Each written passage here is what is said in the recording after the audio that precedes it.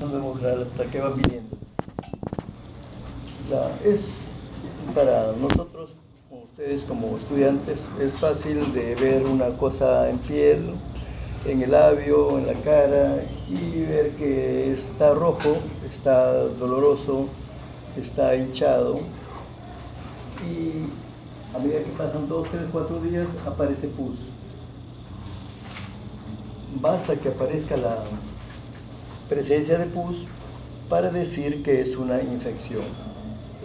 Sin eso, jóvenes, no podemos decir, porque solo puede quedarse en inflamación, solo puede quedarse en flogosis. La respuesta flogótica inflamatoria de un tejido, que ustedes ya lo estudiaron en fisiopatología, en histología, creo, es una respuesta sin bacterias, sin microorganismos, pero que el organismo se defiende ante la agresión externa produciendo exudado extracelular, se extravasa, se dilata el vaso, se pone caliente, la triple respuesta de Lewis: tumor, rubor y calor. Está caliente, está hinchado, está flogótico. Me raspo con un clavo, me rasguño, pero no hay infección. Como ese tejido está teóricamente deteriorado, lastimado, ahí sí es fácil presa de que las colonias invisibles de gérmenes que tenemos en la piel, estreptococo, en fin, varias gamas de cocos,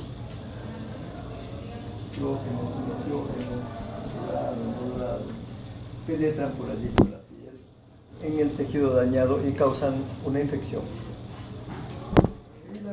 La presencia de infección está en relación directa al número de gérmenes. Entonces se puede decir de que hablamos de la virulencia del germen, de la patogenicidad del germen,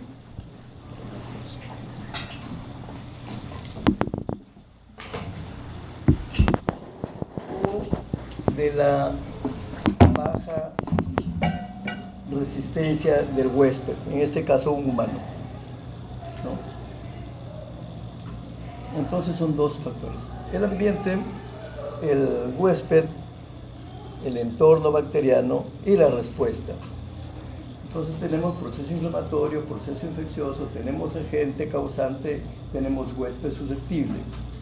Y que la infección aumenta en razón directa a cualquiera de los factores. Si un germen es más agresivo, ejemplo, una pseudomonas, que cualquiera, aeruginosa, SP, Klebsiella, Streptococo, Meningococo, Proteus, etc., se hace más agresivo ante un huésped que está inmunodescompensado, inmunodeprimido, como por tratamiento de tuberculosis, por insuficiencia renal crónica, se dializa, por artritis reumatoide,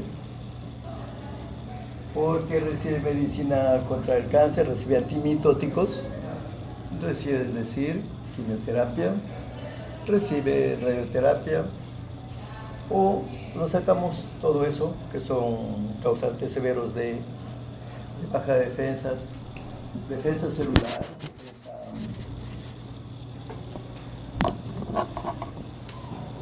la parte inmunológica misma, humoral, y nos quedamos con un estado, digamos, equilibrado como nosotros, que estamos acá ahorita, pero que tiene una disminución por estrés.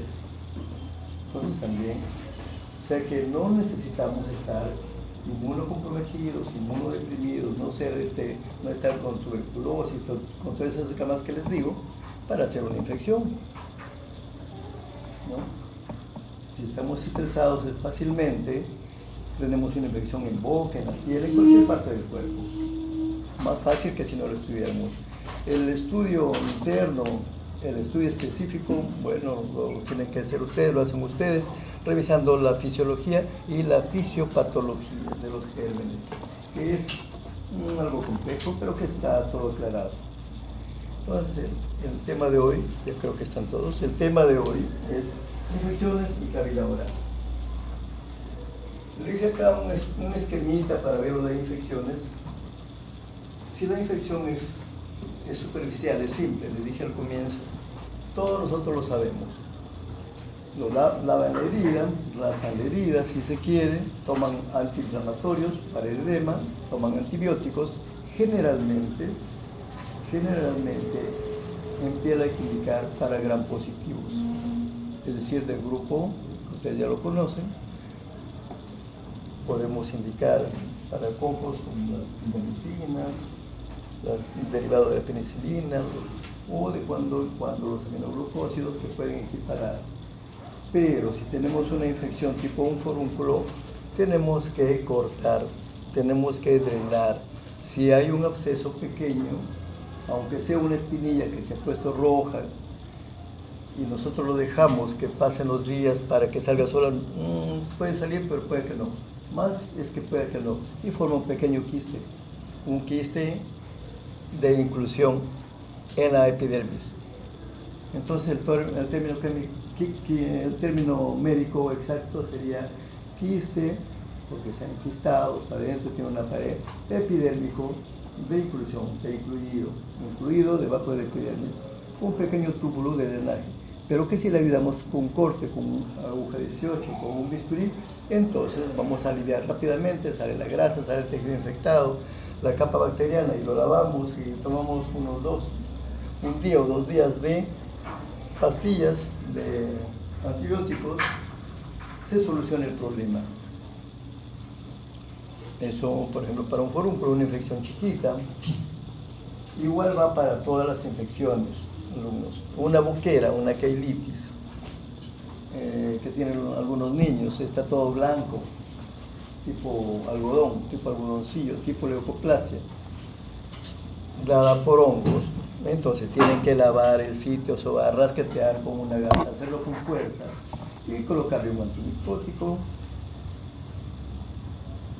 que puede ser nistatina, y si fuera profundo, para eso sí, hay que ver para un hongo profundo, como la fosferesina, fosferesin B, itraconazol, que son cosas que lo maneja el internista. Pero ustedes, de modo general, limpiar la herida, dar un tratamiento común con nistatina, que puede ser en crema y fricción, y limpieza, o bien tratamientos antisépticos tópicos, como por ejemplo la povidona ayudada, la iodopovidona, friccionar fuerte, no tanto como alcohol, sino del tipo de las povidonas, o clorhexidina al 2-3%, se friccionan, ya vienen preparados, se friccionan, se limpian, 2-3 días está sano, incluso sin usar ningún antibiótico oral ni intramuscular.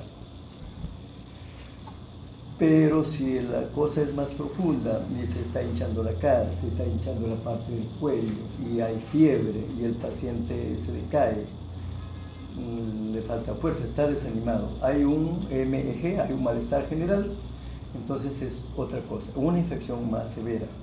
Y a eso va el tema, porque las otras comunes y chiquitas no sabemos manejar. Una infección de lengua, las infecciones que meritan realmente un tratamiento médico especializado, en las que primero lo ven ustedes, ¿no? Y hacen un diagnóstico o una tentativa de diagnóstico, se refieren al paciente, están implicadas con gérmenes en la profundidad del tejido. ¿Y a qué llamamos profundidad del tejido?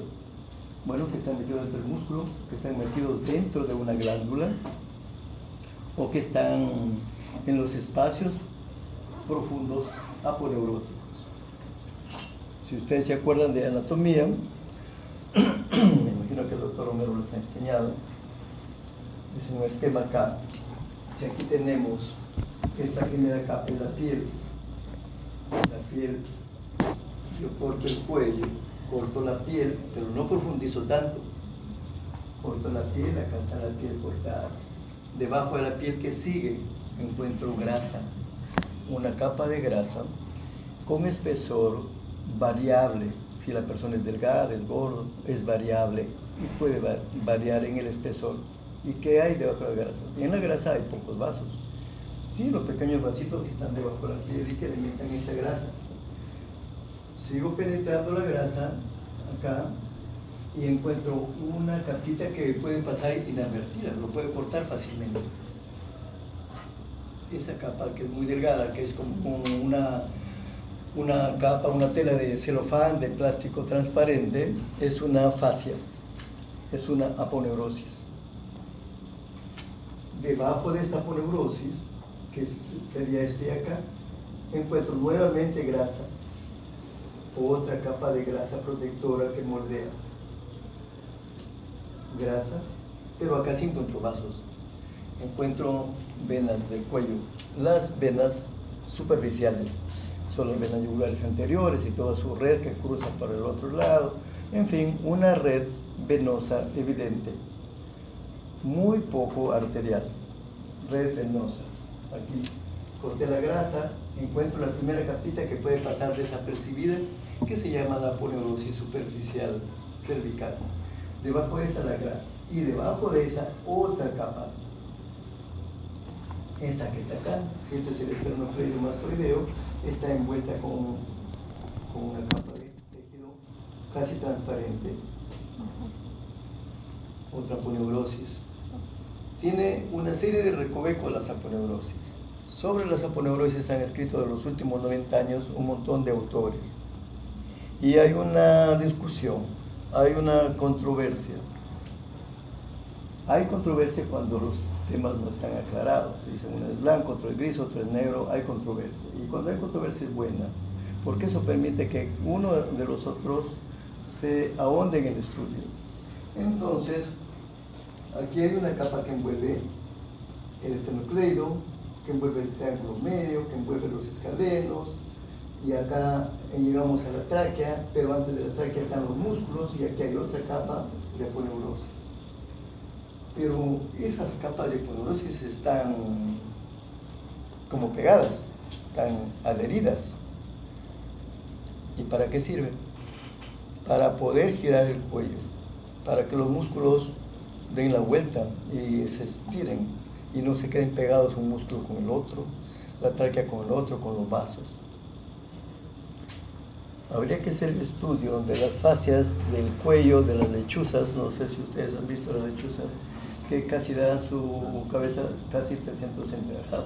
Nos ponen, miran acá y siguen mirando para atrás y regresan por allá, creo. Entonces es muy elástica.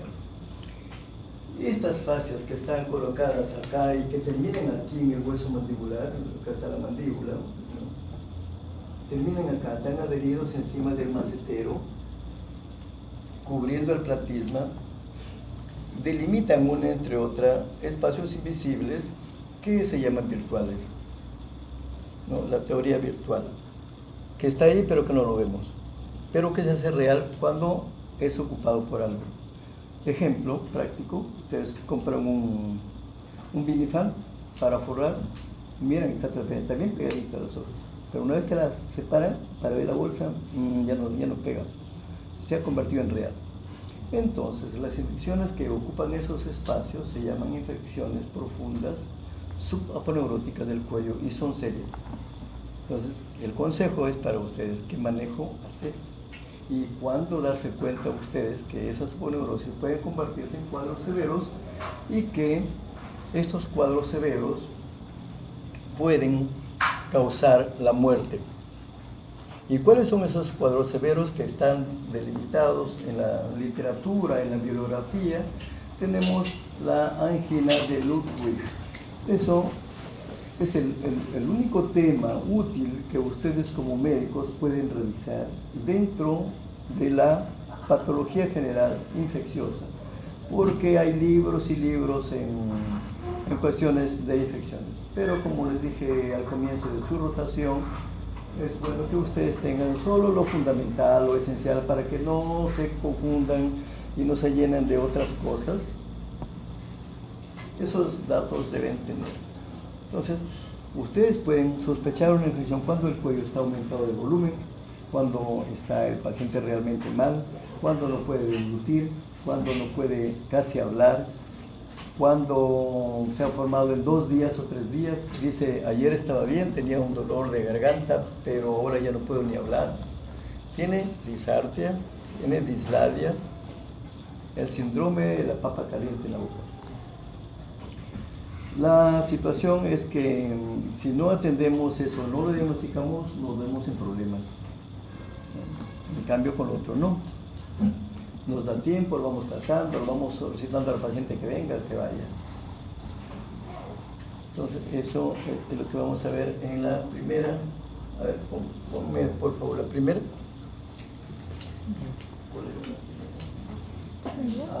Regrésamelo, también regrésamelo a la proyección.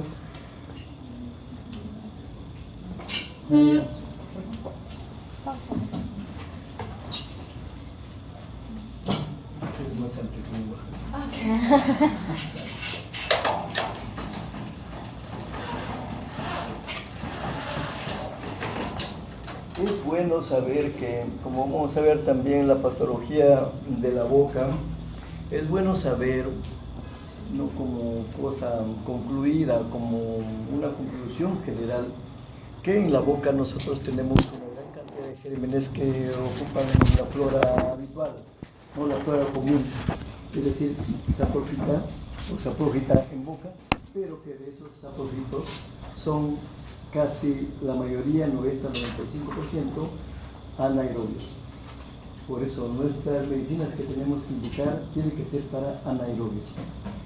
Y uno de los buenos anaerobios que nosotros tenemos de uso barato en el mercado es una situación con infección de boca. Podemos indicar fácilmente 500 miligramos de metronidazol, 1 gramo al día, cada 12 o cada 8, 1,5 gramos, más ciprofloxacino, que es común, que vale baratísimo, por 5 días. Porque sabemos ya que siempre hay anaerobios en la boca y son de riesgo.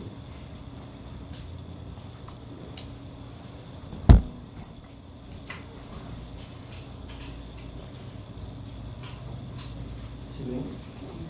Un favor, te colocan esto para cambiar.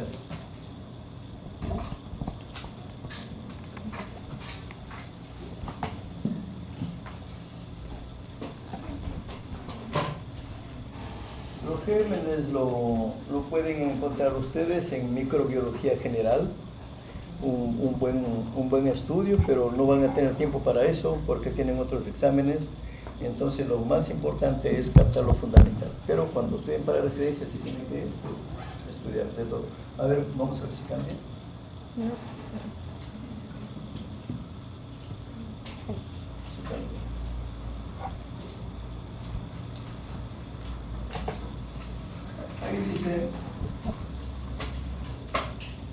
Ahí dice que hay infecciones de todos los tejidos, lo que estábamos viendo al comienzo, las profundas, las postquirúrgicas. Las postquirúrgicas son claves, ¿no? Una operación no sale muy bonita, pero fácilmente se puede infectar, no obstante que cuando vamos a operar lo hacemos todo estéril, ¿no? Los guantes estériles, nos lavamos con clorhexidina las manos, nos ponemos guantes, nos ponemos ropa estéril, el instrumento, todo está estéril, la zona para operar, y sin embargo se sale infectando.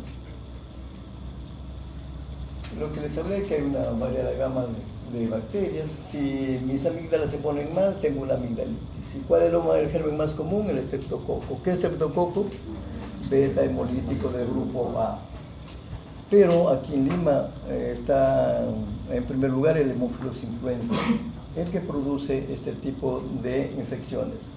Entonces hay que indicar medicina con ácido que afecte la beta-lactamasa, ¿no? Como por ejemplo el amoxicilin CL con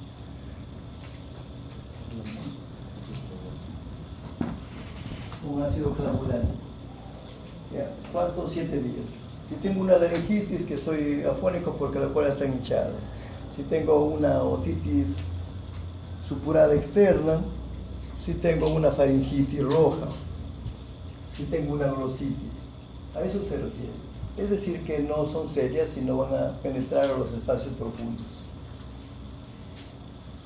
Dice, las infecciones de los espacios aponeuróticos profundos de la cabeza y cuello son bastante comunes, con morbilidad y mortalidad potencial. A eso iba el ejemplo. Y por la resistencia de las bacterias al tratamiento, por la patogenicidad de los gérmenes, por la virulencia del germen y por la susceptibilidad del huésped. Desde 1811 se estudia la aponeurosis en el cuello. El conocimiento de las estas es importante porque, como les dije, por ahí se desplaza la infección y puede comprometer hasta la parte profunda en el mediastino, producir una mediastinitis, y luego de la mediastinitis produce una sepsis, un CID y el paciente fallece. Y cuando ya se produce eso es bien difícil sacarlo, le puedes agregar un montón de antibióticos. Nosotros vemos a los colegas que son infectólogos, que manejan todo esto en la unidad de farmacología clínica, y a veces no pueden sacar al paciente, no responde el paciente, porque ya está el cuadro establecido, está totalmente con septicemia y todo. ¿Y de dónde viene ese septicemia? De un foco en la boca, generalmente. Entonces, todas las infecciones graves y profundas se describen en el cuello visceral. Creo que no les dije eso.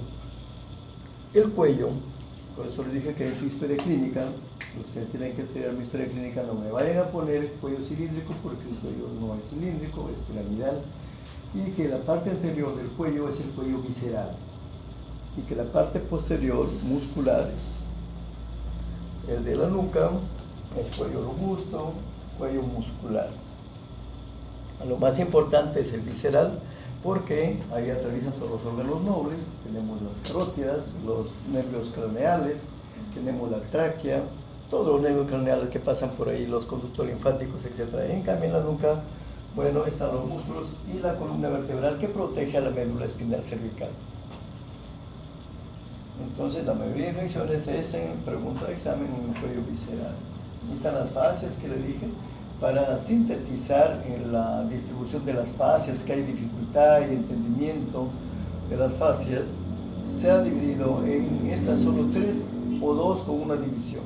La negra, la que le estaba haciendo yo el dibujito, la negra, superficial.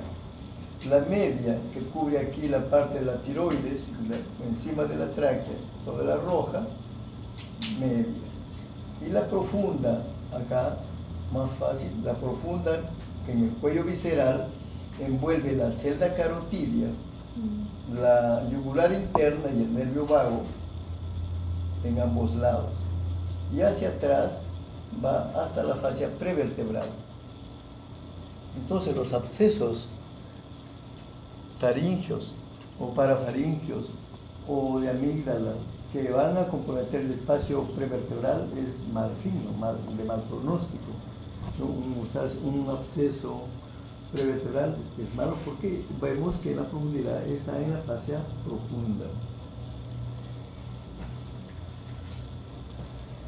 Solo para entender la delimitación de algunos espacios que son útiles, si esta es la lengua, en un corte coronal, así, si esta es la lengua, hacia atrás está la faringe, más exactamente la orofaringe, a los costados por acá andan las amígdalas, y debajo de esto está el espacio parafaringio. Se le llama también faringo maxilar, se le llama también espacio pterigomaxilar. En fin, el nombre no interesa tanto, pero nosotros lo conocemos como espacio parafaringio. Y aquí hay otros espacios que delimitan, tenemos los espacios masticatorios, en este mejor, aquí está la lengua y el espacio parafaringio. Acá tenemos el espacio submandibular, que tiene 2 espacios, el espacio submaxilar y el espacio sublingual. Por lo menos eso deben saber ustedes para el examen, porque eso no va a cambiar. De aquí a 100 años no cambia, no es como que la genética que se está cambiando, eso no va a cambiar nunca. Entonces siempre va a seguir con ese nombre del espacio escrito hace mucho tiempo. Entonces es un espacio severo que siempre se complica por infecciones que en el 75% más o menos devienen de segundo o tercer molar inferior. Cuando hay una carie, un absceso periapical, ¿no?, al final de la raíz de la muela, o bien, si este es el alveolo y acá el aparatito este es el diente, el espacio entre el diente y el alveolo infectado se llama enfermedad periodontal. La enfermedad periodontal va a causar también, si el paciente no recibió atención, o que les dije está un poco deprimido, va a causar una infección profunda. Entonces tenemos este esquema, es muy útil. La etiología y la patogenia. Ya les dije que generalmente es de origen dentario. No obstante eso, hay un buen porcentaje de cuadros ya abscesados profundos que no sabemos dónde fue el origen.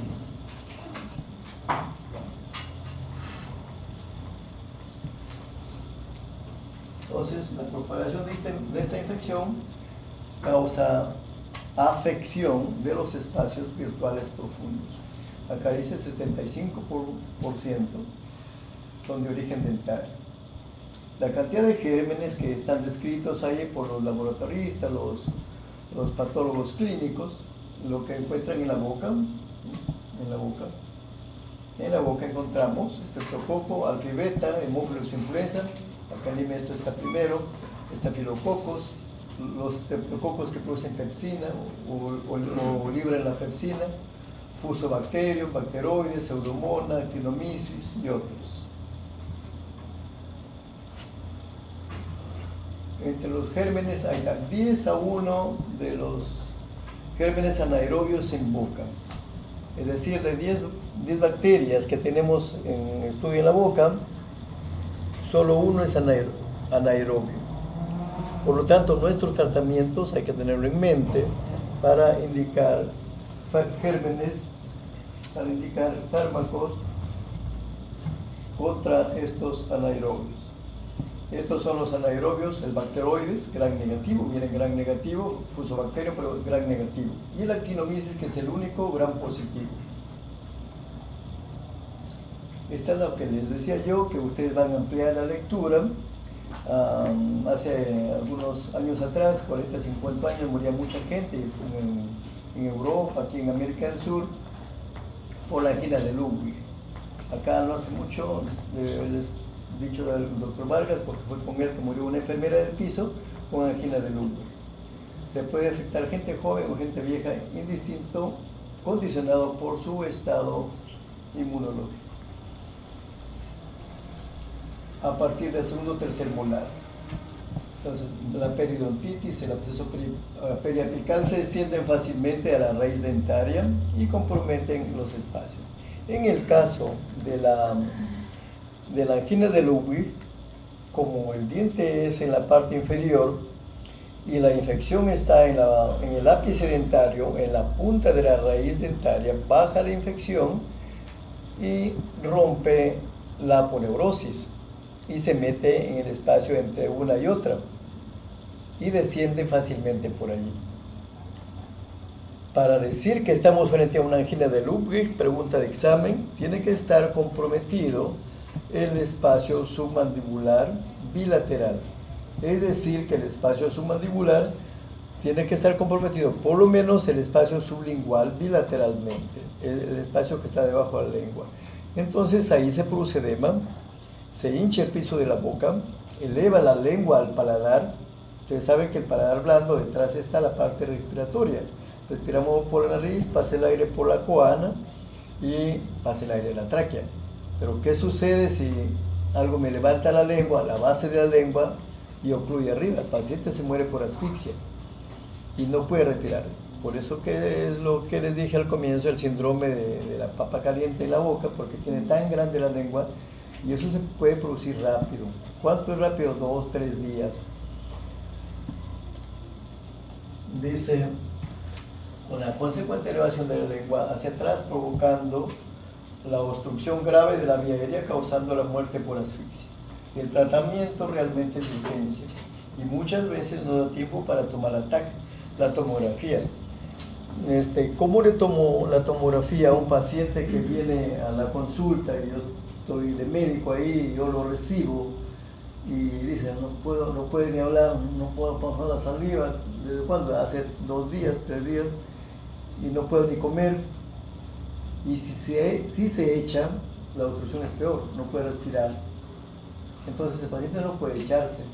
Y si usted lo van a mandar a tomografía, no va a poder ponerse derechito en la camilla que va para la tomografía, que va bien derecho y lo meten al túnel de la tomografía. No va a poder. Entonces, a ese paciente rápidamente tenemos que examinar el cuello y van a ver que esto está totalmente hinchado. Hay que hacer cortes, agregando un poco de anestesia local rápidamente, 2, 3, 4, 5 centímetros cúbicos de silocaína con adrenalina y hacer un corte ahí, 2, 3 centímetros, meter la pinza de Kelly lo más profundamente que podamos para llegar al espacio profundo. Porque si no llegamos al espacio, nos quedamos en la grasa por timidez o por miedo, no llegamos a drenar. La punta de la pinza debe llegar al espacio profundo. En ese momento no sale pus, porque solo está edematizado, porque la virulencia del germen ha sobrepasado la capacidad de respuesta del paciente y no produce pus todavía. Para que produzca pus tiene que haber leucocitos que se rompen, que se mueren, y eso es la pus, detritus, pero en estos pacientes no. ¿Y qué más tengo que hacer? Como pregunta de examen, una traqueotomía de urgencia. Entonces tenemos que el tratamiento, aparte ya de lo que les dije, los antibióticos de amplio espectro, en gran cantidad, en alta dosis,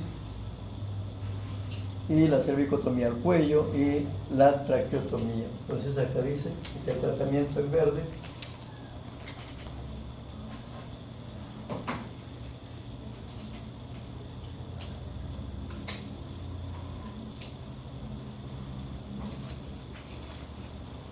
la traqueotomía a veces tenemos que hacerlo porque lo primero que se tiene que hacer, otra pregunta de examen, paciente que llega con dificultad respiratoria en emergencia a su centro de salud y ustedes tienen clase ahora de rehabilitación.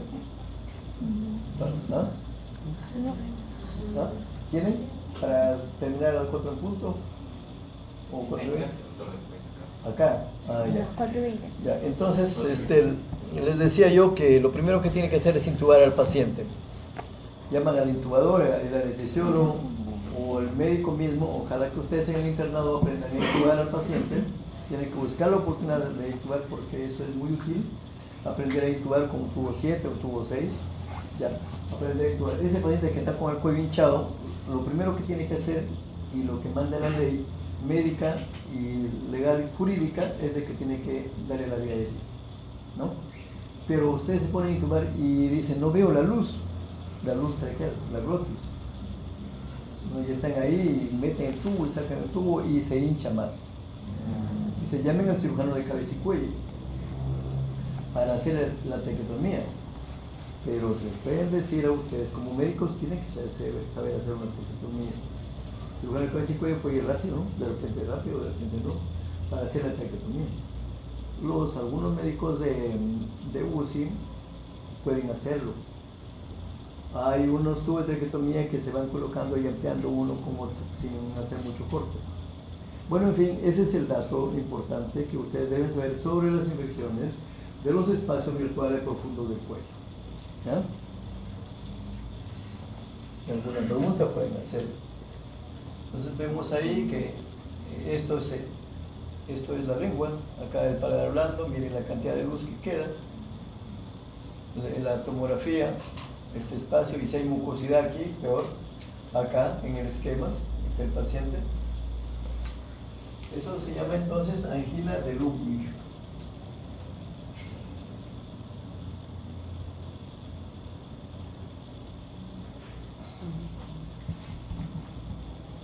Hay que hacer incisiones grandes. Y la programación que usted tiene que hacer, el paciente necesita cervicotomía, traqueotomía, tomografía y antibióticos endovenosos en gran escala, en gran cantidad, al toque. Ponme por favor el otro tema. Ponme el otro tema, alumno. La cavidad oral, está ahí en el escritorio.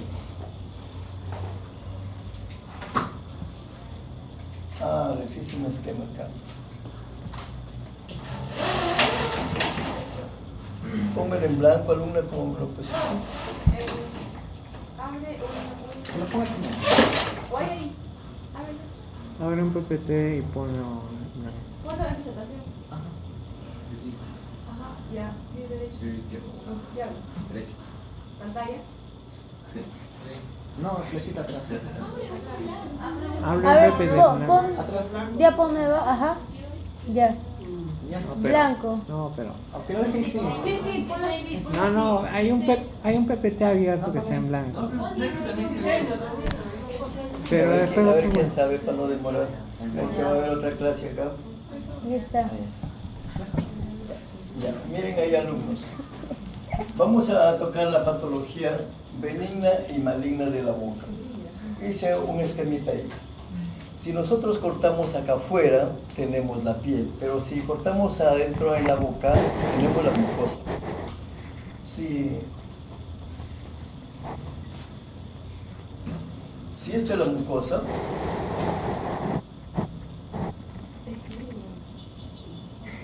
no se puede apagar. Se apagaría el proyector, ¿no? Bueno, ya está. Ya, miren, patología benigna y maligna. En la patología benigna tenemos dos aspectos. Uno, hablando de tumores, ¿eh? Estamos hablando de patología tumoral benigna, porque ya hablamos de infecciones, ya. La patología tumoral, independiente de la histología, independiente de la arquitectura estructural, si tiene displasia, si tiene atipia o no, deviene o se forma en la mucosa, en la submucosa o en la capa profunda muscular, o bien en el plano óseo, o bien en el plano cartilaginoso, o bien en un plano vascular o neurológico. El tema, motivo de su clase, es solo patología benigna y maligna de cavidad oral. Pero si tenemos un problema en un nervio, por ejemplo, una neurofibromatosis o un schwannoma, o por ejemplo, la neurofibromatosis de von Recklinghausen, que eso lo revisan ustedes en medicina, y hay bultos. Eso no está en la parte superficial. O si tenemos un condroma, un condrosarcoma de la parte cartilaginosa del esqueleto de la cara, tampoco está en la mucosa. Entonces el tema va solo de la mucosa. ¿Cuál es la patología tumoral que deviene de la mucosa y que es benigna? Ya, eso voy. Tenemos acá la mucosa de la boca, un corte así sagital. Acá tenemos la mucosa, la submucosa y la parte muscular y más planos adentro. La patología benigna que nace de la mucosa son estos nódulos que crecen a partir de acá de modo liso y suave. Pueden ser anchos como esto de acá, como un épulis. Pueden ser de patita angosta como este y crecer así como un hongo. Y esto puede ser tan grande o tan ancho que viene hasta por acá. Y cuando ustedes miran, el paciente abre la boca, miran y lo ven, la mirada viene así, ven todo esto.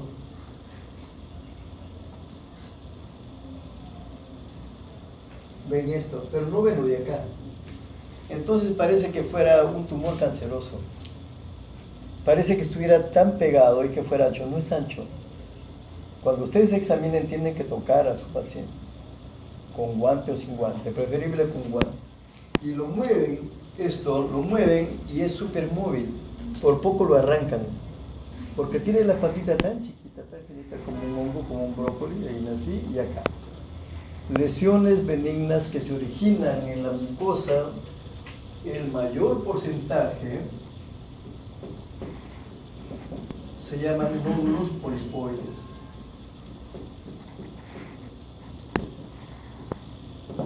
Con esa palabra, que ustedes digan nódulo polipoide a cualquier bultito que tenga esas características de color rosado, que es móvil, que no sangra, levemente rugoso, ponen nódulo polipoide en mucosa de carrillo, el piso de boca, es benigno. Pero si de esta mucosa sabemos que la capita de mucosa tiene capas de epitelio, células epiteliales y que forman un tejido estratificado plano, es decir, de varios estratos, y que están acá, cada célula con su núcleo, pero es delgadita. Debajo de eso está la submucosa. Cuando aparece un tumor acá, esta célula comienza a replicarse y avanza así irregularmente. Aparecen acá neovasos que vienen de acá abajo y esta parte se hace frágil y sangra. Sangra con facilidad. Usted le da una rascadita, sangra. Esto de acá no es tan esférico, no es tan suave como esto. Es rugoso, es irregular, es sangrante. O bien puede ser plano en esta forma, pero excavado. No es tan alto. Es así. Si ustedes lo miran de arriba puede ser así. Lo tocan, está en la capa superficial, está en la mucosa. Tienen que sospechar que están frente a una lesión pequeña cancerosa. En la lengua, en la encía, en el carrillo.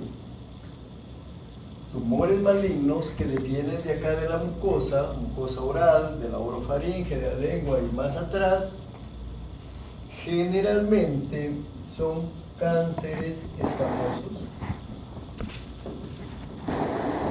o epidermoides, 90-95% vienen de acá y que después de acá comprometen acá y se van por acá, pero se originan ahí.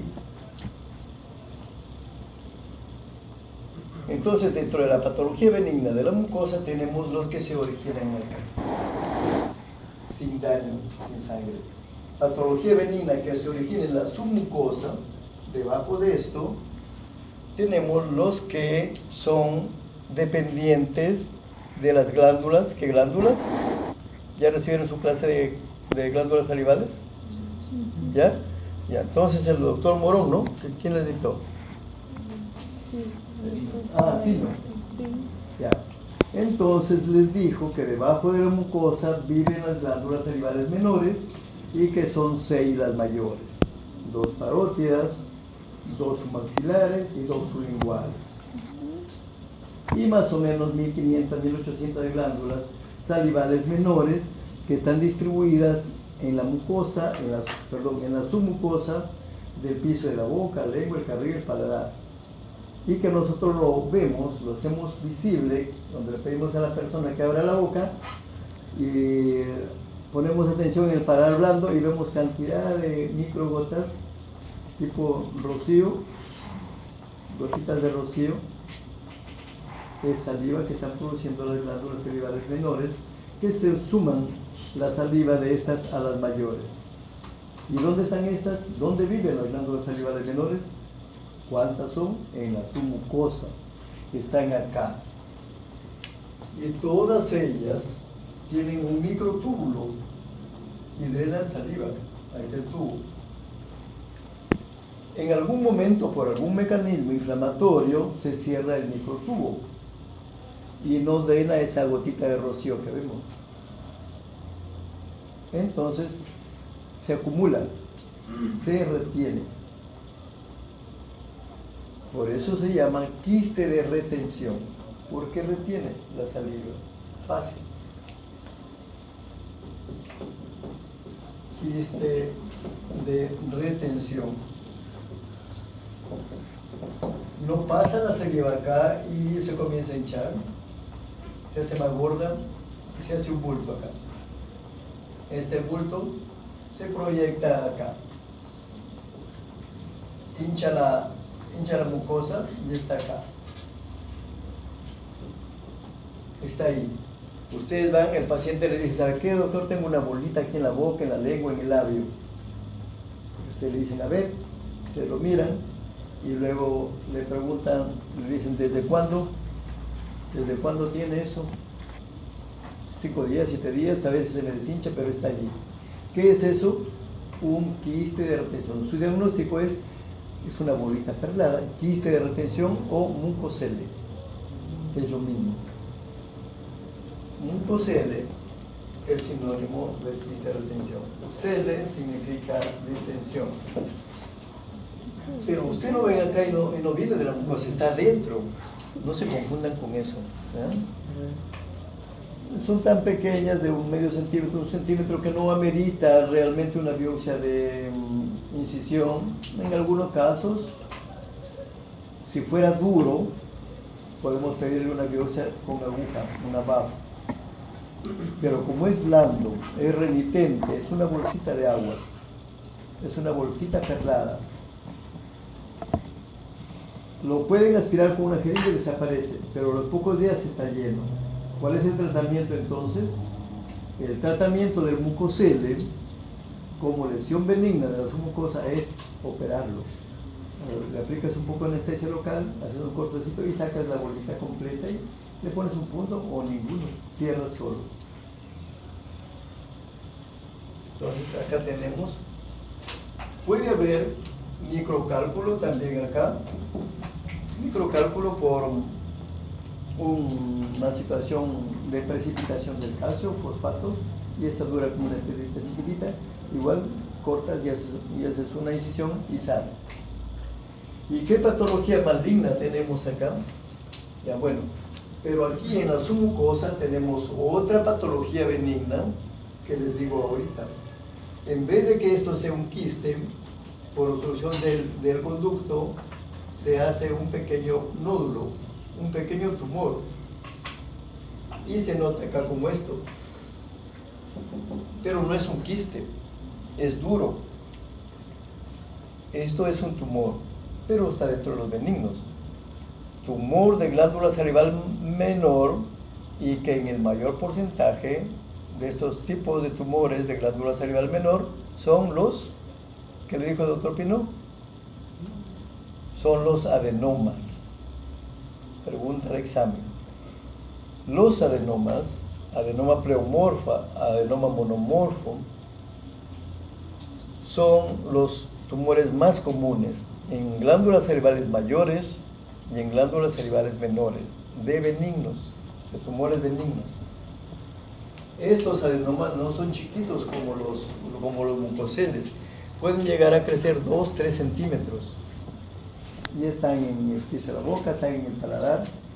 Una bola entonces dependiente que está en la submucosa con la mucosa indemne que está por debajo y que levanta así, tengo que pensar necesariamente si es blando en un quiste y si es duro en un adenoma. Pero también tengo que pensar que puede estar frente a un cáncer, indistinto a la edad.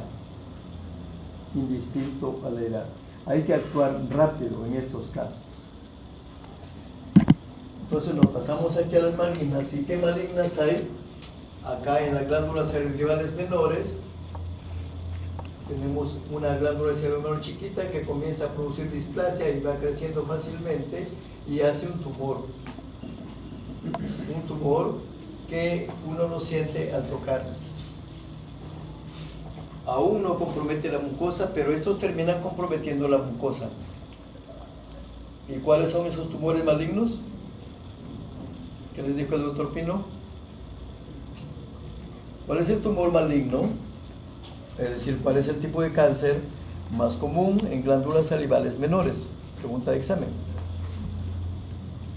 ¿Quién sabe para poner un punto en su historia clínica? Que levante la mano. El carcinoma adenoide quístico. No se olviden, hasta viejos tienen que, eso no cambia. Siempre ha sido el adenoide quístico. Y es mortal, es grave. Es un tumor neurofílico, avanza por los nervios, altamente recurrente, aunque sea chico. No hace mucho murió un hombre de 22 años, 21 años, con una pequeña bola en el paladar chiquita, como una canica. No sé dónde lo operaron, en provincia creo. Avanza por los nervios, ¿A dónde? Si está en el paladar, avanza por el nervio olfatorio, el primer par, y se mete al cerebro. Entonces, el tumor maligno más común en su mucosa es el adenocarcinoma. Perdón, es el carcinoma adenoide quístico. El segundo tumor en frecuencia son los adenocarcinomas. En glándula parótida, ya me salgo de la boca, seguramente no han estado todos en la clase. En glándula parótida, el tumor maligno, ¿cuál es más frecuente? El carcinoma mucoepidermoide. Mucoepidermoide, en parótida. Y en glándula submaxilar, anótelo, porque eso viene en el examen. Y en glándula submaxilar,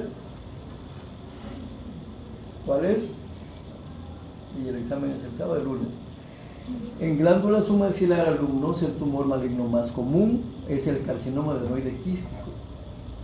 Como que yo les digo, es lo mismo que el de glándula cerebral menor. Salen, cruzan la universidad y pasan para allá, cuando se llegan a las Nazarenas, y les va a matar un tráiler o un carruaje tirado por caballo. Nunca, no pasan por ello. Un auto sí. Es más común los accidentes de auto porque hay muchos autos. Es muy común el cáncer de glándula submaxilar por adenoide quístico, casi la mayoría de cáncer. Igual en glándulas cervicales menores. El segundo tumor, el adenocarcinoma. Eso para que entiendan, en eso estriba casi toda la clase, y que son tumores escamosos, bueno, ahora vamos a dar los rellenos. Pon las diapositivas.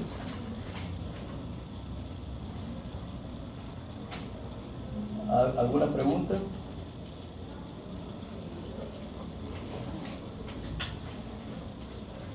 ¿Que cómo se trata? Todo es con cirugía, como están en el curso de cirugía de cabeza y cuello, es con cirugía. Doctor, ¿no es polipoide igual que puli? Sí, es un nombre que involucra. El epulis es una lesión benigna, como una fresita. Traten de ver si no tienen cáncer, se da en la embarazada, la gestante, porque es metabólico, se da en el que está medio desnutrido. En varias personas se dan, es una bola en la gingiva, en la encía, una bolita ahí como un racimo. Lo mueven, es movible. Y si es duro y fijo, es un tumor. ¿Cómo lo detectan? Haciendo una biopsia de incisión.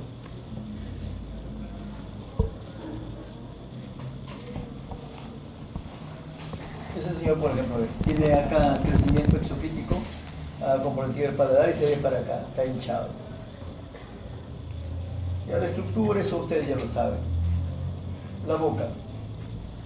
El piso de la boca, la lengua, los labios, los carrillos, dorso de lengua, punta de lengua, borde lateral derecho, borde lateral izquierdo, dientes, el dientona, esta chica, región atrás retromolar, donde no hay diente, región retromolar. ¿Cómo se llama esta? La úvula. Los pilares palatoglosos, tienen que miren uno de los polipoides, chico. Los pilares, los palatoglosos para adelante, el istmo de las fauces, y para atrás los palatofaringeos. Paladar blando, que pertenece ya no a cavidad oral por cuestión de topografía académica, corresponde a orofaringe. Esta parte del piso, y ven esta cosita acá, es el frenillo sublingual. Hablando de la cobertura, esta mucosa es delgadita, muy sensible, no tiene queratina. Acá muy poco, casi nada, pero acá arriba sí tiene mucha queratina. Acá los costados de los carrillos tienen queratina para la alimentación, para masticar. Eso ya lo dije en la primera clase, de estas cosas, de los tumores, de los procesos brontonasal medio, los laterales, y que hay una sífilis en la parte medial, y que forma acá los labios. Ojo con los labios. Los labios son muy útiles. Aquí en el labio, rojo, vermellón, definición del labio. Parte de la boca con mucosa expuesta. Mucosa expuesta.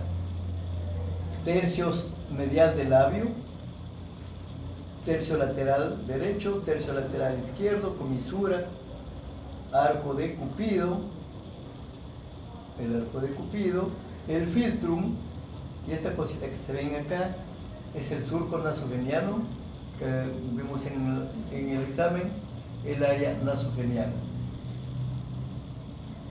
Antes de que lo les diga, es más común el cáncer en la mujer de la lengua. Las mujeres tienen más cáncer de lengua y el hombre más cáncer de labio. Y de todo el labio, los labios ocupan más o menos el 30% de todos los cánceres de la cavidad oral. Y la cavidad oral en general ocupa el 30% de todos los tumores de cabeza y cuello. Quitando los de la piel, ¿no? Hay que sacarlos de la piel, que es un tema distinto. Volviendo aquí al labio, ya que tenemos acá la boca, el labio inferior ocupa el 90% de cáncer. O sea que siempre que hay un cáncer va a estar el labio inferior. 90% el labio inferior, 8% el labio superior y 2% estas esquinitas. Ahí está el 100%. ¿No? Aquí en las esquinas. Ya esto está ahí, que el labio sirve para silbar, para besar, para comer, etcétera, etcétera, y que tienen sus músculos, que tienen sus nervios, tiene el circular de los labios, tiene aquí el modiolo, en fin, varios músculos que nosotros ya lo conocemos, y ustedes también, que están inervados motrizmente por el facial y sensitivamente por el quinto par. Si acá tenemos los labios, tenemos una red de linfa. La linfa que corre por los vasos linfáticos se va de arriba a abajo y va a la rápida linfática en la parte derecha y al tronco linfático del lado izquierdo, que se llama conducto torácico. Y por eso es que cuando Virchow describió un ganglio metastásico en el supraclavicular izquierdo, ¿no? Que ha quedado históricamente su nombre, un ganglio de Virchow, porque acá tenemos la desembocadura del conducto torácico que lleva linfa y que está justo en esta esquina y puede haber un ganglio. ¿Qué traduce ese ganglio? ¿Qué indica? Una metástasis de un cáncer que puede ser de estómago o de cánceres debajo del diafragma. Entonces, la red linfática del labio, ¿cómo drena el labio? Eso sí tenemos que considerarlo y saberlo, que el labio superior, cualquier tumor del labio superior, si lo partimos por la mitad, drena primero, ¿a dónde? A los ganglios preauriculares, a los ganglios periparotidios. En segundo lugar, una parte del labio drena al 1B, acá debajo del maxilar. Casi nunca o infrecuentemente al 1A, que está debajo del punto mentoniano. Acuérdense, punto pogonio, punto mentoniano, longitud total de la cara y aquí abajo, grupo ganglionar A, 1A. Entonces, el labio superior viene así, eso tienen que saberlo. Hay 5 troncos de linfa que recorren hacia arriba. El labio inferior está por tercios. Tercio medio al 1A, los laterales al 1B y a los 2A, 2B profundos. Los ganglios profundos se llaman también digástricos, porque cuando operamos esos ganglios están localizados rodeando al digástrico y a la vena yugular. Esta viejita que tiene ahí, tiene una lesión ahí, y la metástasis está en la parte lateral, está en el 1B. Tanto la lengua oral que dice, como el piso de la boca, lengua y piso de la boca, tienen alta capacidad de drenaje linfático. Tanto la lengua como el piso de la boca son los tumores más agresivos en cuanto a cáncer en cavidad oral. No obstante, de que a medida que se va la topografía para atrás, que quiero decir de que si tengo un tumor en la punta de la lengua y otro en la base de la lengua tirado ya para abajo, es menos diferenciado el que va para atrás y más diferenciado el que está para adelante. Entonces el piso de la boca tiene dos sistemas de drenaje, uno superficial y uno profundo. Y va a dar drenaje contralateral. La lengua también da drenaje contralateral. El labio inferior también da drenaje contralateral. ¿Qué quiere decir eso? Si yo tengo una lesión, un paciente tiene una lesión en el lado izquierdo, puedo encontrar una metástasis, pregunta de examen, en el lado opuesto, ¿cierto o falso? Cierto. Pero no así del labio superior, ¿no? Entonces, de repente se pueden confundir. No está demostrado que el labio superior dé metástasis contralateral. Pero sí lo vemos en lengua, en piso de boca, por la alta capacidad linfofílica, por la alta capacidad de la red de drenaje de los 5 troncos de la boca, que recoge las linfas, se meten por la boca y drenan aquí abajo.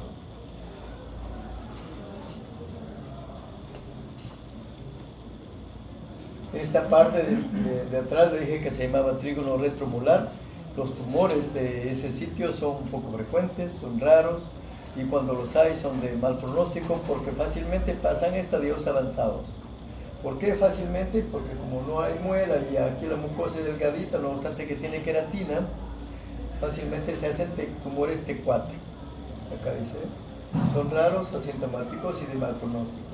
No es como que yo tengo una lesión blanca pequeña de 4 milímetros en la región retromolar. Si hoy no me miré mi región retromolar, estos días tampoco me la he visto, tendría que meterme un espejito para mirar.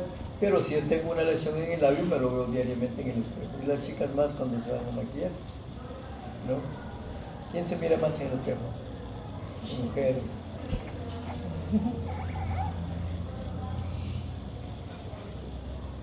De las infecciones ya le hablamos, que hay virus, que hay hongos, ya lo dijimos, en la boca. Acá dice, ¿cuál en cavidad oral? Si consideramos el afta una infección, que se llama quemadura química, y que lo tenemos por estrés, nos preocupamos por los exámenes, y es una pequeña lesión rosadita y muy dolorosa, que nos ponemos calmata, piralvex, Xinquisona, pasa sin tratamiento en 5 o 7 días. Pero si hay muchísimas, puede estar en este síndrome, debe ser que son muchas úlceras muy dolorosas, que este síndrome se acompaña con una cuestión sistémica inflamatoria infecciosa. Las lesiones blancas que pueden ser causadas por Candida albicans también pueden ser causadas por una leucoplasia precancerosa. Estas cosas de aquí, que son las encías rojas, es una gingivitis necrotizante aguda por Fusobacterium, como dice acá, Fusobacterium, espiroquetas, borrelias. Esta es un afta. Yo no he visto en la actualidad sífilis en labio, no sé si ustedes han visto. Acá lesiones blancas, rojas, vesículas. Esta elevación acá de la boca, esta es una enfermera, tiene un afta, pero aparte tiene un crecimiento óseo que se llama un torus palatino.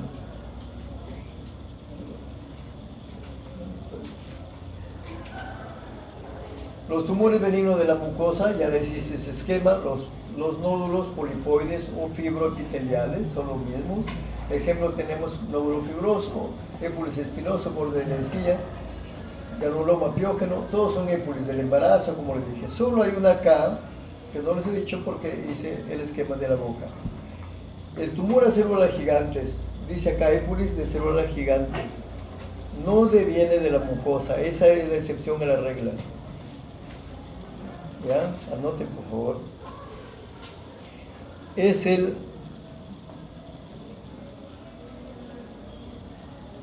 tumor que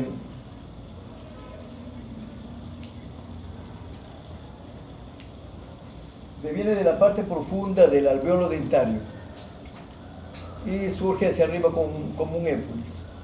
Es altamente recurrente y no es como el épulis que es benigno, que lo saca.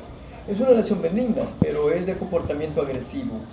Se llama tumor o granuloma a células gigantes. Deviene generalmente de ligamento periodontal. Esa es la excepción. Una mancha negra en el labio, en la boca, generalmente son melanosis, generalmente son lesiones benignas, pero no se queden con eso, ustedes hagan una biopsia porque puede ser un melanoma maligno. Es una melanosis Se opera, se saca y ya. Y la anatomía patológica dice melanosis. Estos son todos los nódulos fibroepiteliales, nódulos polipoides, épulis, son del mismo color de la piel, son móviles, parece que estuvieran de una base muy ancha, parece que estuvieran asentados ahí, pero son móviles. Generalmente son pacientes que tienen alguna deficiencia. Por ejemplo, el señor de acá que tiene este épulis, que parece cáncer, pero no, lo sujeta una patita muy finita y si tú le mueves muy fuerte se arranca. Él tiene insuficiencia renal crónica, se realiza. Esta señora tiene hepatopatía, miren los nódulos aquí en lengua. En cualquier parte de la boca pueden estar los nódulos polipoides, o fibroepiteliales, o nódulos tipo épulis, o nódulos tipo granulomas. Ya, este es el deseo del gigante. Acá esta chica viene así, tiene 17 años, 18 años creo, que lo opero hace tiempo. Aquí le cuelga acá y yo lo muevo y es fácilmente movible y entonces veo que es de carácter benigno, cumple con la regla, no le doy borde libre y lo opero. Pero es de Huánuco, Huancayo, se va y cuando regresa viene así. No quedó nada, pero viene así, y duro, y muy fijo, y pegado al diente. Con eso cumple lo del ligamento periodontal. Entonces, esto es un tumor tipo cáncer por la alta recurrencia, no es cáncer, es benigno. Este es un tumor acelular gigante, es benigno pero de comportamiento agresivo. Entonces la resección tiene que incluir, como si fuera un tumor muy agresivo, tiene que incluir hueso. Entonces saca esta parte del hueso, una ostectomía de toda esta parte y recién cura. Este tumor, más exactamente, deviene de los osteoclastos. Por eso que antiguamente se llamaba osteoclastoma. Ya seguimos con los nódulos benignos, polipoides, ejemplos. Aquí en lengua, haces tú la biopsia, te contesta que es parejo, es uniforme, que solo deviene de la capita externa de la mucosa, que no hay daños más profundos y que no hay atipia, no hay displasia. Los benignos de la submucosa, ya le dije que eran los mucoceles que retienen. El mucocele más grande se llama ránula. ¿Dónde está? En la glándula sublingual, debajo de la lengua. ¿Cuántas glándulas sublingual tenemos? 2. También un cálculo en la glándula sublingual o en la glándula submaxilar puede obstruir el conducto de drenaje, hincha la glándula, lo llena, lo retiene y uno lo palpa un poco duro, puede pensar que está un tumor, pero la ecografía, la tomografía nos dice que es de contenido quístico, igual es quirúrgico. Si la adenitis es una infección de una glándula, en este caso salival. Si yo digo, si la adenitis parotidia, significa que tengo una parotiditis. Parotiditis aguda, viral o bacteriana. Viral bacteriana ascendente por el conducto de Stensen, el conducto de Stenon, sube la infección, los gérmenes de la boca y me causan una parotiditis, está caliente, está hinchada esta parte de acá. Adenomas de la glándula salival menor que están en la submucosa, que le dice el dibujito, son de alto porcentaje. Estos son los adenomas, son grandes, miren, son duros, no son como los mucoceles, son duros. Esta chica tiene 17 años y tiene acá duro. ¿Cómo se le llama también a este adenoma? Se le llama tumor mixto. Seguramente que el doctor Pino les dijo que la parotia del tumor más común era el tumor mixto o adenoma. Es lo mismo. Mixto o pleomorfo, la palabra pleomorfo viene de pleios con i, que significa varios, muchos, una mezcla de fibrillas, de túbulos, de acinis. Entonces es mixto el tumor. Y es adenoma por la característica benigna. Pero el adenoma pleomorfo es altamente recurrente cuando queda un pedacito, igual estos.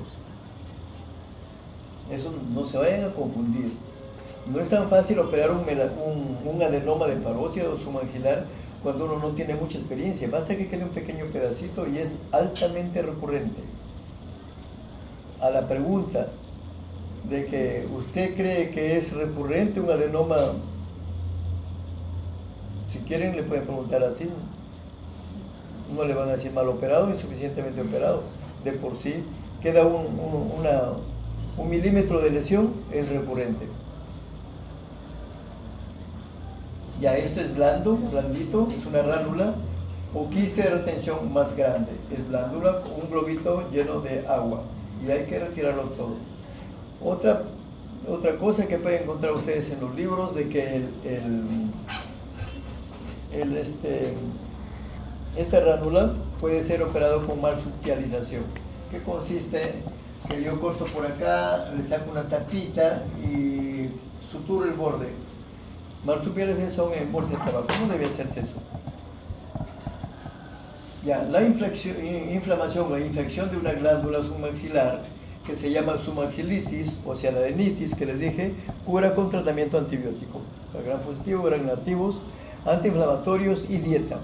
Le tienen que privar al paciente de los cítricos, porque los cítricos pueden causar un cólico salival, se contrae la glándula y duele más, trabaja más, entonces está contra. La dieta sin cítricos por 15 días es el tratamiento para la submaxilitis crónica, hacia la adenitis submaxilar aguda. Cuando es crónica se tiene que operar. ¿Cuándo indica usted un tratamiento de submaxilectomía? Cuando hay submaxilitis crónica. Se saca la glándula y que antes de operar le solicitas tú una BAF, una citología, y el patólogo te contesta bien, adenoma o tumor mixto de la glándula submaxilar, o bien si adenitis crónica, muy crónica, que está indurada. Cuando lo tocas tú la glándula, tienes una bola acá muy dura que ya ni duele, la glándula está enferma, no produce saliva y tienes una bola acá. Entonces, ¿qué puede ser? Un adenoma de glándula submaxilar, o ¿qué puede ser? Una submaxilitis crónica, totalmente fibrosada. Sacas la bola y queda curada. Esta es una colega que tiene acá detrás de la nariz, ahí casi no se nota, pero acá en la tomografía sí vemos una imagen isolensa que está levantando el ala de la nariz, y como está cerca dentro del surco vestibular, es un adenoma de glándula salival menor. El abordaje, el cáncer. Ya dijimos del cáncer, cómo es, en qué consiste, dice más hombres de edad, 45 años o más, en el labio, la lengua, el piso, que son bien diferenciados y que se originan de displasias preexistentes. Yo les digo que una displasia lo vemos en una leucoplasia o en una eritroplasia. Infiltran localmente y hacen metástasis en el cuello, claro. Acá, pero esta diapositiva con esos datos, en la actualidad no es del todo cierto, porque no solo aquí hay. Ahora, por la cuestión del virus del papiloma humano, tenemos en gente más joven. Les conté la vez pasada que una chiquita de 15 años con cáncer de lengua grande, por eso le digo que hay más cáncer de lengua en mujeres,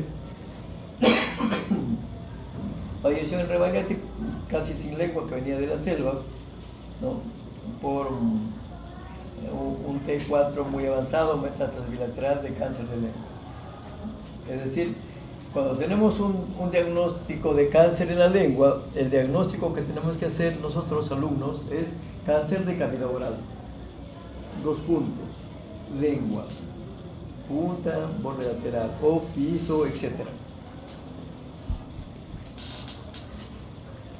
Acá tenemos otra chica de 17 años con un cáncer de labio, sino que este cáncer no deviene de la mucosa que les dije, sino está comprometiendo la parte profunda, que en este caso son las pequeñas arterias de los labios y la parte venosa, y en este caso se llama angiosarcoma. Los sarcomas son los tumores de los tejidos de sostén, no de los epitelios, no se vayan a confundir. Algunos devienen del hemangiopericitoma maligno o del endotelioma maligno, es decir, del endotelio de los vasos. Esta viejita de acá tiene un cáncer escamoso del piso de la boca, y este hombre de acá, les dije que el 2% era de la comisura. Él tiene un cáncer de la comisura y tiene hasta la mitad del labio casi, y tiene una zona roja acá que no es flobosis, no es inflamación. Les dije que si yo me doy un golpe en el brazo se me pone rojo, para mañana pasado está rojo y quemante. y que eso sería una flogosis, una inflamación. Pero en este caso es rojo, pero no es flogosis, sino se llama permeación linfática de piel, ¿no? Permeación linfática epidérmica del tumor. Es decir, que el tumor se siente hasta por acá, que ha comprometido la piel. La epidemiología, le dije que bueno, que siempre hay tumores en cavidad oral y que la gente fallece y que la esperanza de vida va a 5 años, no más, y qué cantidad, el 50% de los diagnosticados en tumores avanzados. Los tumores que se curan son los que diagnosticamos nosotros a tiempo y le ofrecemos el tratamiento completo, cirugía radical, le complementamos con radio o quimio. Algunas situaciones de las tasas, ustedes saben que tasa significa número de pacientes por 100.000 habitantes. Aquí tenemos algunos países que tienen más que otros, cáncer en la boca, y están relacionados con los hábitos. Por ejemplo, ahí dice, esta fotito lo tomé del libro del doctor Yatinsha, ¿no? Espero que haya bajado la tasa. Ve aquí Francia, la India y vuelve a Estados Unidos, y por aquí ya mucho más baja las tasas, ¿no? Francia creo que tiene 13, 14 por 100.000 habitantes y se relaciona con la dieta. Ustedes saben que en Francia la gente come mucho jamón ahumado casi en todos los sitios, y los jamones ahumados tienen para su conservación, tienen nitrosaminas. Las nitrosaminas son sustancias precancerígenas y están en los jamones y es lo mismo que está en el cigarrillo. Comer mucho jamón todos los días es de riesgo, es como fumar todos los días. Entonces es una explicación de que por qué los franceses tienen bastante cáncer de cavidad oral. Le sigue la India, pero la India no comen carne. Ustedes saben que ellos respetan a las vacas porque solo le toman la leche, no se come ni a la vaca ni a los toros porque por su religión, pero ellos tienen cáncer de cavidad oral. Pero si no comen jamones, ¿a qué se debe? Ellos mastican una nuez que se llama nuez de Betel, que les causa una fibrosis debajo de la mucosa, fibrosis submucosa. Y la fibrosis submucosa se ha asociado con el cáncer escamoso de cavidad oral. El síndrome de Plummer-Vinson. ¿Cuál es ese síndrome de Plummer-Vinson? Que llega a tu consultorio un paciente, hombre o mujer, que lo ves toda pálida, bien pálida, y te dice, doctor, tengo dificultad para comer. O sea que tienes disfagia, sí, no puedo pasar los alimentos, y te duele. Como tú lo ves pálida, le indicas un hemograma completo, un hematocrito, hemoglobina, y tiene 8. Fíjese, yo siempre he tenido 8, hace como un año que tengo 8 y no subo, tomo fierro y no subo. Bueno, entonces hay que pensar en el síndrome de Plummer-Vinson, disfagia más anemia. Anemia, que es anemia ferrogénica. Ya, el síndrome de Plummer-Vinson es así, y quizás eso también se ve allá en la India, ¿no? La localización ya les dije que el trigo no es lo menos frecuente. Ustedes tienen que delimitar estas áreas en su transferencia de sus pacientes. Que los factores genéticos, claro que juegan muy importante los factores genéticos. ¿Cómo están los genes oncoprotectores? El gen P53 que protege, ¿no? O los protoncogenes, gen de crecimiento superficial. El test de la bleomicina dice que unos somos más susceptibles a cáncer que otras personas, y lo podemos hacer y medir. Radiación ionizante, ya vimos que la radiación ultravioleta de 280 a 120 Armstrong, que daña, produce displasia, produce cáncer de piel, cáncer queratinocítico, melanoma, vasocelular, cáncer en el labio. El tabaco también sabemos por la nitrosamina. El alcohol daña localmente y permite que se dañe hasta la parte profunda. Irritación crónica, esto no está demostrado, aunque algunos casos que vemos al paciente que tiene cáncer de cavidad oral y le decimos, ¿pero usted fuma? No, nunca he fumado, no tiene cáncer. Tenga el sol, dentro de la boca no le llega el sol. Estamos hablando de cáncer de lengua, cáncer de encía.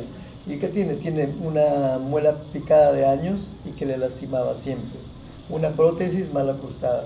Entonces quizá eso tenga razón y cumpla con esto de irritación crónica. Las dietas inadecuadas, ya ahí tienes la nuez de Betel. ¿Y cuáles son las dietas adecuadas? Las que te protegen del cáncer. ¿Cuáles son esas? El apio, comer apio, vegetales verdes, apio, los brócolis, que se dice que son anticancerígenos, la cúrcuma, el ABC. Infecciones, el virus del papiloma humano. Los factores genéticos ya lo vimos.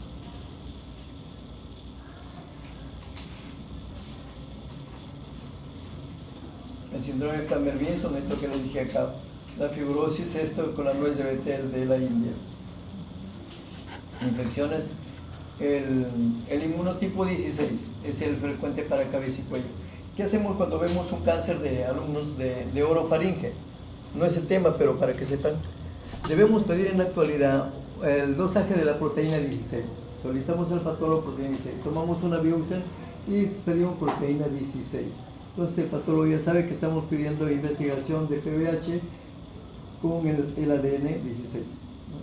Y si dice positivo, vemos que tiene quizá mejor respuesta que el cáncer escamoso sin asociación a virus del papiloma humano. El tratamiento no cambia, pero la respuesta es más favorable. Ya, esto es importante para ustedes. Las leucoplasias que lo van a ver en las personas, ¿no? Busquen en su gato, en sus amigos, en sus fans. Miren, no duele, pero hay una mancha blanca, un área blanca en la encía, en la lengua, en alguien. Y ustedes tienen la responsabilidad de médicos de descartar que eso no sea una leucoplasia, porque como definimos una leucoplasia, podemos decir que es una mancha blanca ahí, pero no es una definición correcta. ¿Que es un término histológico del patólogo? No, es un término nuestro, médico clínico. Lo podemos definir como una evidencia, porque se ve, evidencia clínica, porque lo estamos viendo. Clínica es todo lo que vemos y lo diagnosticamos con las manos. Evidencia clínica de la displasia. La displasia no lo vemos, pero lo intuimos y sabemos por frecuencia estadística que hay un 30% o 24% de displasias en las leucoplasias. Y que de las displasias, otro 30% camina al cáncer infiltrativo. Por lo tanto, si vemos una manchita chica, pequeña, 3 milímetros, 4 milímetros en lengua, debemos operarlo. Indiquen ustedes operación, excisión, biopsia. Entonces ahí está, leucoplasia, displasia. La otra es la eritroplasia, la fracción roja, una mancha roja deprimida, que casi parece sangre, es una eritroplasia. Estos señores que estudiaron esto, Waldron y Schaffer dicen que de 100 eritroplasias, 100 personas con mancha roja en la lengua, el 90% tienen displasia grave, cáncer in situ, cáncer infiltrativo o invasivo. Es decir, que es más seria, más severa que la leucoplasia. Y el 9% restante, o 10% restante, tiene displasia leve a moderada. Los tipos histológicos ya lo dije, 90-25%. Les dije que a medida que van más atrás se hacen desdiferenciados. Labio y lengua se descubren temprano, el piso de la boca son difíciles de extirpar. Todo el tratamiento es quirúrgico con radioterapia y quimioterapia complementaria. Tumores grandes que crecen, infiltran en el seno maxilar. Las operaciones que hay que arrancar el paladar, tejido de órbita, grandes.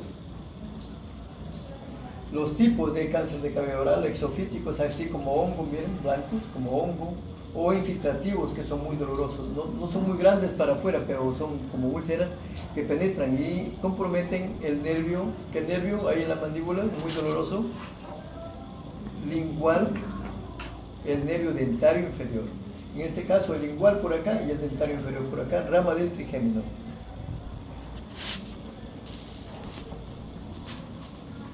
Síntomas y signos tempranos. Ya, los tumores ven ustedes, pero los tardíos son los más importantes. Dificultad seria a la devolución, casi no pueden comer porque la lengua está fija, fijación de lengua. Otrismo, no pueden abrir la boca, son casos tardíos, ominosos, serios, casi no podemos operar.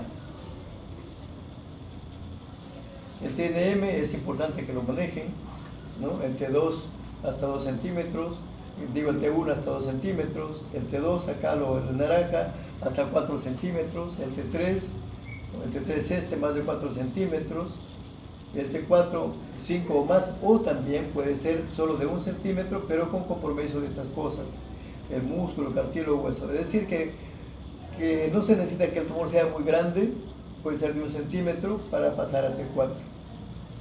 El N se refiere a los cambios del cuello. N1, un tumor de esta talla, 3 centímetros o medio, el N2 hasta 6 centímetros, pero puede ser N2A, B y C, de acuerdo si es del mismo lado o si es contralateral o bilateral. N3 son metástasis muy grandes de 6 centímetros. Hay que examinar bien, mirar bien la boca con su lámpara, palpar los bultos, pedirle imágenes esta panorámica para ver si está comprometida la rama de la mandíbula. Tomografías, biopsia de incisión sacando un pedacito, excisión sacando toda la lesión. Congelación lo hacemos nosotros en sala de operaciones. Cáncer de labio, les dije que el cáncer de labio 2% de la comisura, acá el labio afectado, el más afectado el 90% del inferior, el superior 8% y la comisura 2%, pero es la más mala. Es altamente metastasiante. ¿Por qué? Porque les dije que aquí había 5 troncos de linfa y casi todos los tumores de la comisura ya se presentan con metástasis. El cáncer del labio inferior es el más fácil de operar, es asequible, todo el mundo lo ve, si tienes una herida en el labio, rápidamente lo operamos. Pero hay un 10 a 15% de tumores de cáncer del labio inferior que son muy agresivos, que hacen ya metástasis y que pueden escaparse de las manos. Esta viejita, miren acá, la lesión cancerosa no es profunda, pero es en relieve acá, roja en el centro, eritroplástica acá brillante, es gruesa, ya tiene una metástasis acá. Entonces hay que operarle, hay que hacer una resección. Acá miren la M de Marín, para que no se me duerman. Y acá los ganglios del cuello que tenemos que sacar los yugos gástricos. Entonces consideramos que ya queda operada, ¿no? Incluso no podemos darle radioterapia porque salió ampliamente de acá y todo acá, ya no necesita su radioterapia. Otro señor guacho, miren, tiene esta ulcerita, que de repente el médico ya le da tratamiento antibiótico nada más, dice es un estreptococo, no es una llaguita ahí, ya tiene 10 días, pero no, si ustedes lo tocan es una bola, ¿ve? Es una bola, por eso tienen que tocar. Ahí está la resección con la mucosa, la piel y los músculos, y acá una aproximación, y queda mejor y queda con la boca más chica. Todo el cáncer del labio también, con permeación linfática, miren, hay que cortar hasta por acá, y en esto, por ejemplo, la mayoría de cirujanos tienen sus reparos en la reconstrucción. ¿Cómo le hago un nuevo labio que funcione, que pueda silbar, besar, comer? La situación aquí es la reconstrucción. Miren, aquí opero este paciente, acá, todo esto, le reconstruye el labio tomando de la parte interna, y así queda. Tiene un labio mejor que el que tenía. Este paciente está vivo, tiene como 10 años de operado. Ya aquí hay cáncer de labio, otra operación con colgajos, otro cáncer de labio, miren, elevado. Hay variedad de cáncer. Este es el más malo. ¿Qué tipo de cáncer es? Infiltrativo. Escamoso, infiltrativo, muy doloroso. Leucoplasia blanca, eritroplasia roja, metástasis acá. Miren, no es muy grande. ¿Y qué operación le toca? Hemiglosectomía, sacar la lengua. Cáncer acá abajo, acá. Miren acá, leucoplasia blanca, leucoplasia, eritroplasia, cáncer de Carrillo, paciente fumador. Este paciente lo operaron en neoplásicas, viene al Revalriati, y miren con esta masa acá, le voy yo el dibujito aquí, quiero ir aquí, pero miren la foto, de aquí de esta foto a esta foto que lo opero pasan 3-4 días, acá no tiene nada, pero miren acá, así lo veo y hasta que voy a operar ya tenía el cáncer saliendo por acá, con más compromiso de piel. Entonces el labio inferior que le digo, ellos lo habían operado, pero tenía, mira, todo esto comprometido, o sea que no habían retirado probablemente el tumor. Entonces este es el grupo de los cánceres agresivos, ¿no? Que ya no solo compete el labio, sino la parte de la piel, compromete el hueso, y uno tiene que ser agresivo. El paladar, otro cáncer acá de mucosa del paladar. Este es cavidad oral porque hay que secar con todo el paladar. Se les hace una prótesis ahí para que pueda seguir viviendo. Este es joven, tiene 21 años o 22 años, un carcinoma adenoide quístico de glándula salival menor. Acá del carrillo, una bola, la encía, la gingiva está bien, el carrillo está bien, la mucosa está bien, pero por debajo tiene una bola. La chica del labio, el cáncer del labio, la primera operación, la técnica es Daldera B. Este cáncer viene de la cavidad, viene de la mandíbula y se llama meloblastoma, un tumor benigno del hueso, pero de comportamiento agresivo y que se presenta por acá. Entonces uno tiene que mirar bien. No consideramos entonces a este un tumor de cavidad oral, sino de mandíbula que se manifiesta aquí por la boca. Un ameloblastoma. El paciente parece prognata, pero el tumor le ha crecido aquí adelante, ¿no? Cáncer acá, cáncer.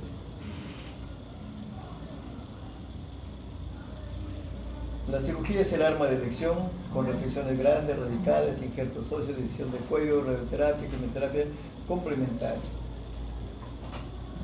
La supervivencia es de 50% a 5 años, no obstante los avances actuales.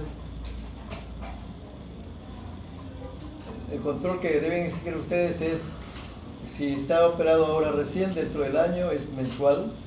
Si ya tiene 2 años de operado o 3 años es cada 2 meses, o 3 años cada 4 meses, hasta 5 años cada 6 meses, y podemos dar de alta después de 5 años. ¿Es alumnos? ¿Alguna pregunta? Voy a pasarles la lista. Gracias.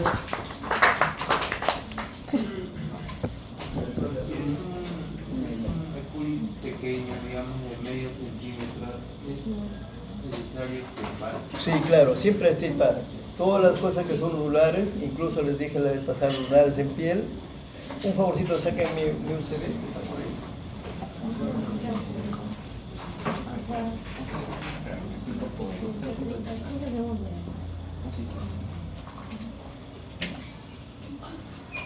A ver, Fernández Rojas.